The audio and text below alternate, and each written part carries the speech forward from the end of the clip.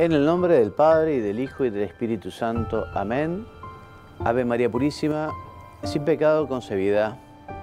Amigos de la tele, nuevamente juntos con nuestros temas de fe católica, comentando las enseñanzas del Catecismo de la Iglesia Católica que nos regaló el Papa San Juan Pablo II.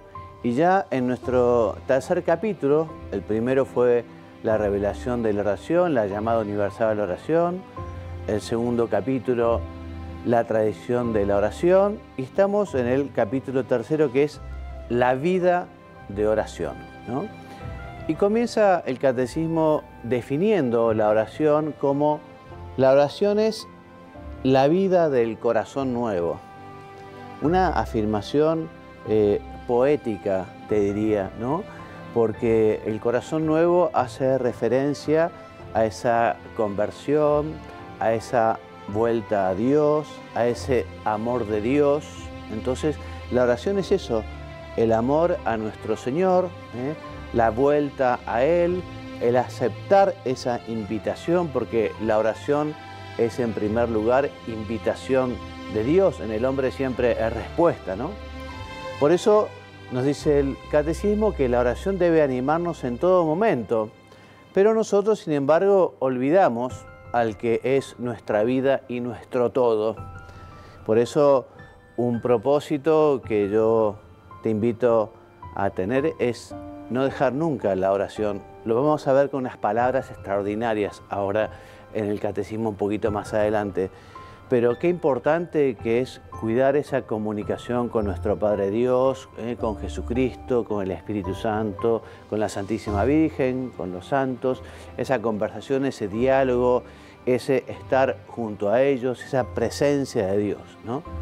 Por eso nos dice el catecismo, los padres de la Iglesia o los padres espirituales, en la tradición tanto del Deuteronomio como los profetas, insisten en la oración como un recuerdo de Dios, un frecuente despertar, la memoria del corazón. Todas afirmaciones realmente tiernas, ¿no? Porque efectivamente nos invitan a profundizar en lo más importante de nuestro ser. El corazón es lo que, podríamos decir, define a la persona. Y eso es lo que le importa al Señor. Al Señor no le importa tanto las formas, ¿no? Que puede ser importante, pero en la época que Él vino al mundo, justamente muchos sacerdotes y levitas se habían quedado solo en las formas, y Jesús les echa en cara que no les interesaba tanto esos sacrificios, esas formas, esas acciones. A Jesús le importaba justamente la conversión del corazón, la oración del corazón. San Gregorio Nacianceno, en este sentido, nos dice que es necesario acordarse de Dios más a menudo que de respirar. Qué invitación al examen de conciencia, ¿no? Además de rezar a la mañana, a la noche, además de tener algunos tiempos especiales o fuertes, como es el catecismo de oración, procuramos tener esa presencia de Dios durante todo el día, en el trabajo, en el descanso, en la vida de familia, en el club, etcétera, etcétera, recordando que siempre estamos en la presencia de Dios. Y esta es la afirmación que también te decía, ¿no? No podemos orar en todo momento si no se ora con particular dedicación en algunos momentos especiales, ¿no? Y esto es lo que el catecismo llama tiempos fuertes, ¿no? Tiempos fuertes tanto en la intensidad como en la duración, ¿no? Y la Iglesia por eso habla también de unos ritmos de la oración, ¿no? Estimulándolos a tener por lo menos esos momentos especiales. Por ejemplo, la oración diaria a la mañana, por la tarde, por la noche, antes de comer o de almorzar, la liturgia de las horas, ¿no? El domingo está claramente centrado en la Eucaristía, centrado en el Señor, centrado en la oración, ¿no? Y también todo el ciclo litúrgico, ¿se acuerdan? Comienza con el Adviento, la Navidad, el tiempo ordinario, la Cuaresma, el Triduo Pascual, la Pascua, el tiempo ordinario. Y justamente dentro de ese ciclo litúrgico tenemos fiestas, algunas importantes, como las solemnidades, otras fiestas no tan importantes y además tenemos las memorias obligatorias, sobre todo las memorias de algunos santos, ¿no? ¿Cómo hacemos la oración? Y el catecismo nos recuerda que es el Señor el que nos conduce. Cuando le preguntan al Papa San Juan Pablo II cómo hacía la oración, en primer lugar responde, bueno, el Papa reza como le inspira el Espíritu Santo, ¿no? O sea que efectivamente el Señor conduce a cada persona por esos caminos de vida interior, a la manera que Él quiere, y a su vez cada fiel, ¿no?, responde según la determinación de su corazón, según el amor que tiene y según también sus propias expresiones personales de la oración.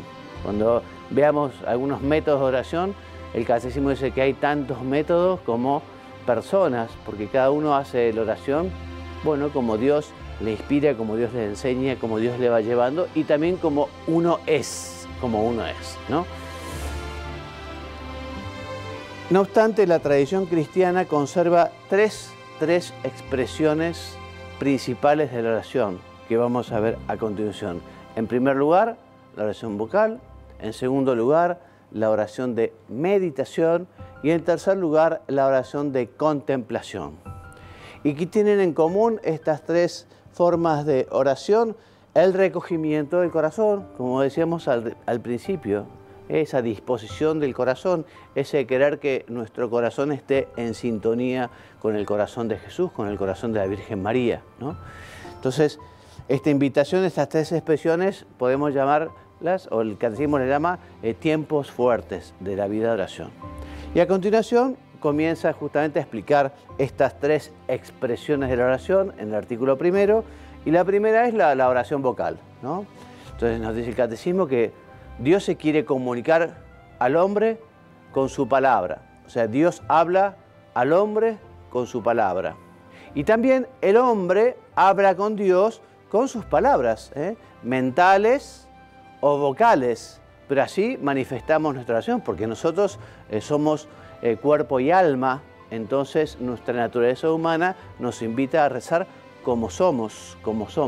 No somos una entelequia, no somos solo espíritu, tenemos sentido y además nuestra manera de comunicarnos es de esta manera con las personas, ¿no? Te decía, San Juan Crisóstomo dice que nuestra oración se oiga no depende de la cantidad de palabras, sino del fervor de nuestras almas, ¿no? Porque efectivamente acá se trata de la cercanía y del amor a Dios. ¿Te acordás aquella comparación, aquella parábola de Jesús de los dos que fueron a rezar, ¿no? Uno era publicano y estaba en primera fila, orgulloso: Señor, te doy gracias porque pago los impuestos del eneldo y del comino y además no soy como este miserable, que era el segundo que estaba atrás, al fondo, ¿no? Un publicano que no se animaba a levantar la cabeza y pedía perdón por sus pecados. Bueno, el sacerdote, el fariseo, no hizo oración, hizo un monólogo, no se comunicó con Dios, él fue y habló consigo mismo, ¿no? Y le faltó tremenda humildad y tremenda caridad, ¿no? En cambio, el que estaba en la última fila, que quizá había pecado, bueno, pero arrepentido, quería pedir perdón y arrepentido se comunicaba con el Señor.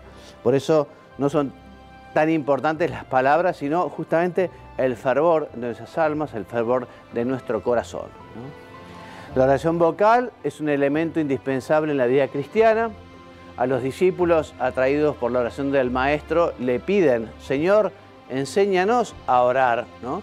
Y el Señor nos enseña una oración vocal, que es la oración del Padre Nuestro, la oración del Padre Nuestro, que tenemos que rezar con tanta piedad y veneración, y que además el Catecismo de la Iglesia Católica dedica la cuarta parte, la segunda sección, justamente a comentar el Padre Nuestro. Qué linda oración para decir muchas veces al día, ¿no? Jesús no solamente ha rezado las oraciones litúrgicas de la sinagoga, sino que también nos muestra el Evangelio que Él elevaba la voz a Dios y se comunicaba con sus propias palabras, con su propio lenguaje, ¿no? Y esto tanto desde la bendición exultante del Padre, como también en la misma agonía del Getsemaní, Padre, si puedes, aparta de mí este cáliz, pero no sea mi voluntad, sino la tuya, ¿no? Entonces, esta necesidad de asociar los sentidos a la oración interior responde, como te decía, a esa exigencia de nuestra naturaleza humana, porque somos cuerpo y espíritu y experimentamos la necesidad de traducir exteriormente nuestros sentimientos, ¿no? Y esto también para los amores que tenemos en la tierra.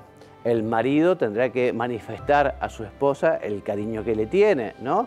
El novio o la novia al novio, el padre o los hijos, o sea que tenemos que manifestar, exteriorizar. Y esto también con Dios, esto también con Dios. Es necesario rezar con todo nuestro ser para dar nuestra súplica todo el poder posible. Esta necesidad responde también a una exigencia divina. El Señor nos lo pide, ¿no? Nos dice, pedid y se os dará, llamad y se os abrirá. O sea que el Señor quiere porque también Él respeta nuestra libertad. Es impresionante, por eso también Él quiere que nosotros libremente le pidamos, le agradezcamos, manifestemos nuestro cariño. Él efectivamente busca adoradores, busca gente que lo quiere porque justamente Él es el amor y ofrece su amor, pero no nos quita la libertad, no nos quita la libertad. Por eso nuestra oración debería subir viva desde las profundidades de nuestro corazón, de nuestra alma. La oración vocal es la oración por excelencia de las multitudes por ser exterior y tan plenamente humana. Pero incluso la más interior de las oraciones no podría prescindir de la oración vocal, que como te decía, muchas veces es en voz alta, a veces en voz baja, a veces aprovechando un texto litúrgico o una oración ya como el Padre Nuestro, la María, el Gloria, pero nosotros nos manifestamos, ¿no? De esta manera, así nos comunicamos. Dice Santa Teresa de Jesús, la oración se hace interior en la medida en que tomamos conciencia de aquel a quien hablamos. Tomar conciencia de que estamos junto a Dios, que Él es nuestro Padre, que está cerca, que nos quiere, que Jesús nos redimió, que es nuestro hermano, que el Espíritu Santo nos santifica, que el Espíritu Santo nos alcanza la gracia para parecernos a Jesucristo.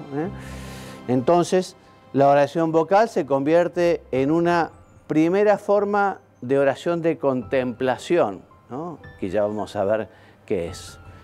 La meditación. Meditar es sobre todo una búsqueda.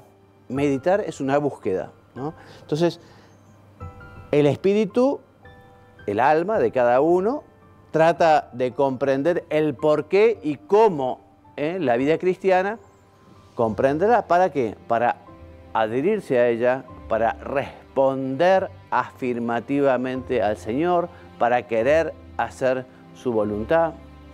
En esta meditación que tenemos, la oración de meditación, hace falta una atención que es difícil de encauzar. Cuando estamos meditando, que habitualmente se hace con un libro, donde dice el catecismo, que puede ser con la Sagrada Escritura, especialmente con el Evangelio, puede ser con imágenes sagradas, con textos litúrgicos del día o del tiempo, o los escritos de los padres espirituales o padres de la Iglesia. Después dice el catecismo, obras de espiritualidad, el gran libro de la creación y de la historia y la página del hoy, lo que estamos viviendo hoy. Como todos estos temas, todos estos textos nos pueden ayudar a la meditación, leyendo ese título, leyendo ese libro, nos lo apropiamos y, por ejemplo, si estamos meditando sobre la vida de Jesús, podemos pensar, bueno, ¿y qué es lo que yo tengo que aprender de este texto? ¿En qué puedo imitarlo al Señor? Lo mismo cuando uno lee algún salmo, uno se apropia de ese texto y lo compara con la propia vida. Por eso dice claramente el catecismo, meditar lo que se lee conduce a apropiárselo confrontándolo consigo mismo. O sea, no es estudiar, no es una labor intelectual, ¿no?, de retener algunos temas, sino sencillamente ir, ¿no?, allí en la presencia de Dios, tratando de ver aquello, cómo puedo aprovecharlo para mi vida espiritual, para mi amor con Dios, para el trato con los demás, ir meditando, que además justamente es el Espíritu Santo el que va poniendo esos afectos, esas inspiraciones, esos propósitos, esos objetivos, esas ideas, ¿no? Cuando meditamos, el Señor interviene en esos pensamientos, ¿no? Entonces, nos dice el Catecismo que aquí se abre otro libro, que es el libro de la vida de cada uno, ¿no? Y en definitiva, digamos, vamos pasando esos pensamientos a nuestra realidad, a lo cotidiano, a lo que vivimos, ¿no? Y según sea la humildad y la fe, se descubre los movimientos que agigantan o agitan el corazón y les puede discernir. O sea, ese discernimiento, discernir es tratar de buscar, tratar de entender, es la gran pregunta, ¿no? Señor, ¿qué quieres que haga? Señor, ¿cuál es tu voluntad? Cuando rezamos en el Padre Nuestro, hágase tu voluntad en la tierra como en el cielo, pensamos, bueno, ¿cuál es tu voluntad, Señor, para mí? ¿Qué es lo que yo tengo que hacer? ¿A qué estoy llamado a realizar? Vamos a dejar aquí, vamos a ir al corte y seguimos en unos pocos minutos.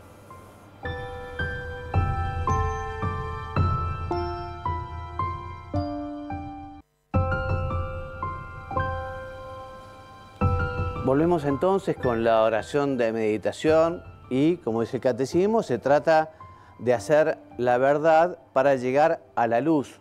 Señor, ¿qué quieres que haga? ¿Cuál es tu voluntad? ¿A qué me estás llamando? Te lo decía antes y te lo repito ahora. Los métodos de meditación son tan diversos como los maestros de espiritualidad. O sea que hay muchos caminos, muchos caminos. Y un cristiano debe querer meditar regularmente, si no, se parece a esas 3 primeras clases de terreno de la parábola del sembrador. ¿Te acordás? Parte de la semilla cayó al borde del camino, estaba todo apisonado, ni siquiera entró en tierra, vieron las aves, se la comieron.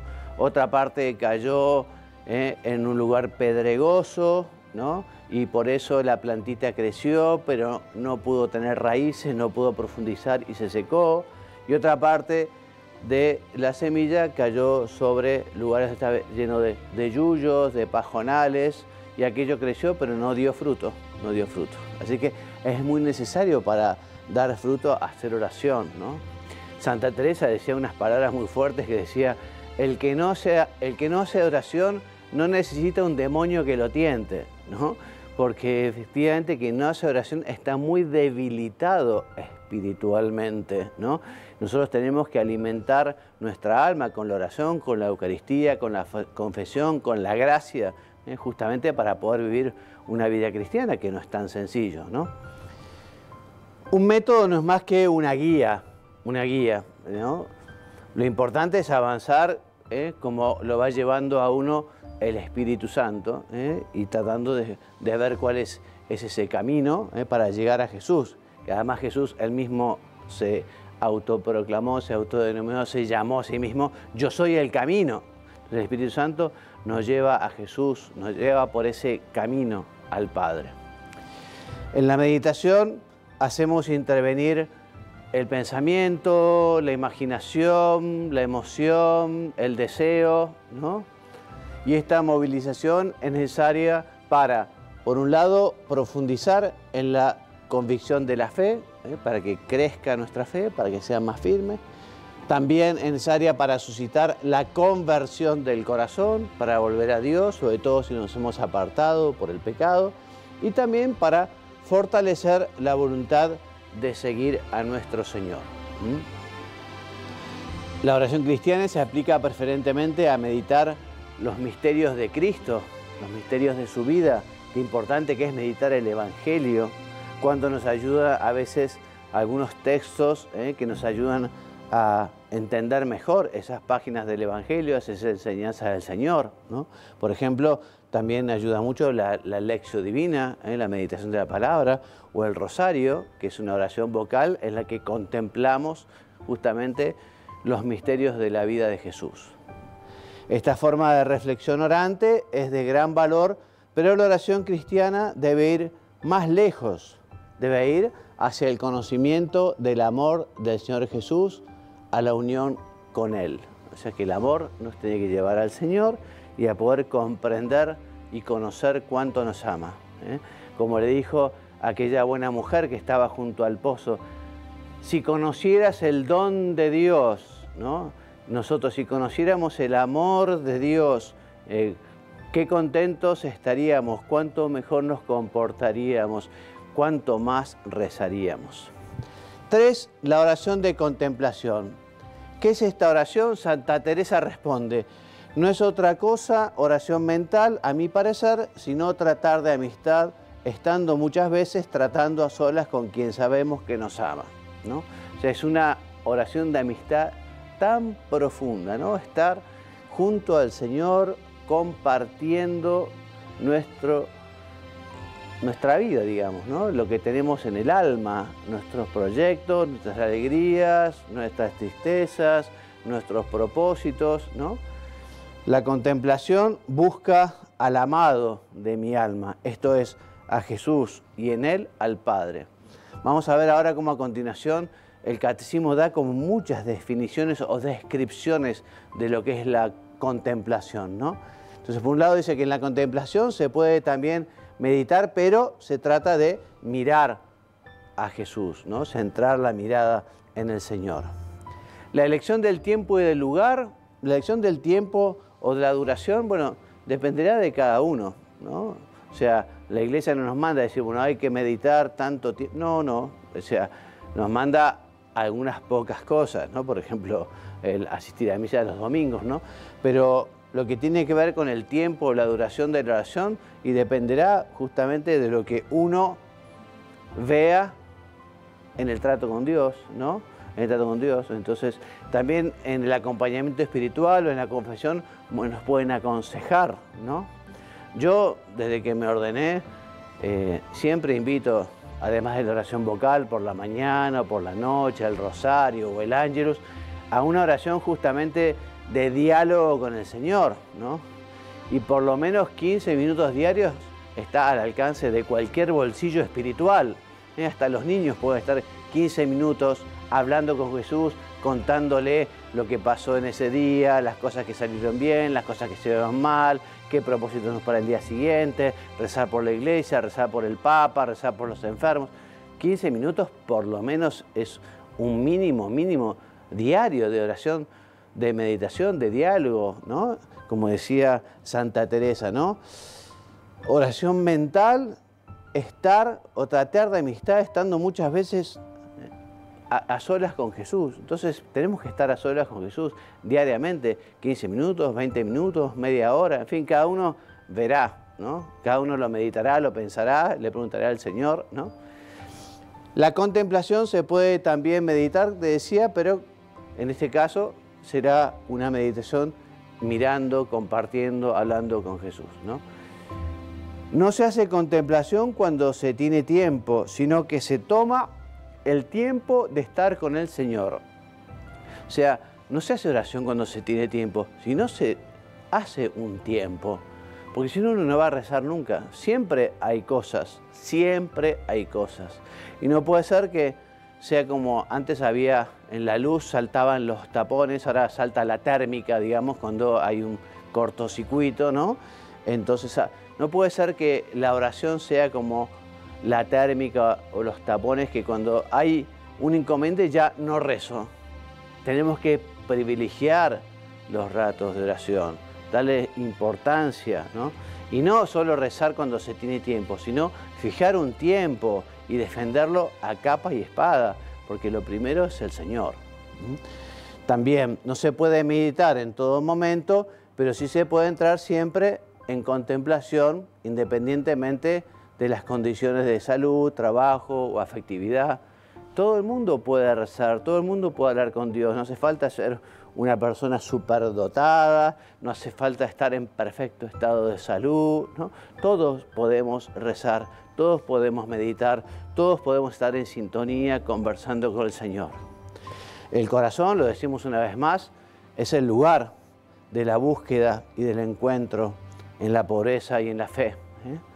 La entrada en la contemplación es análoga a la liturgia eucarística. ¿Por qué?